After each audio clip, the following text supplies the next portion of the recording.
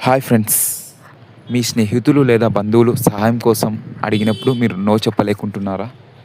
కొన్నిసార్లు నచ్చకపోయినా వారు చెప్పిన పనులు మీరు చేస్తున్నారా? మీకు నచ్చని పనులు చేయటం ద్వారా మీకు తెలియకుండానే మీ సెల్ఫ్ కాన్ఫిడెన్స్‌ని లాస్ అవుతారు. అయితే ఈ వీడియో మీకోసమే.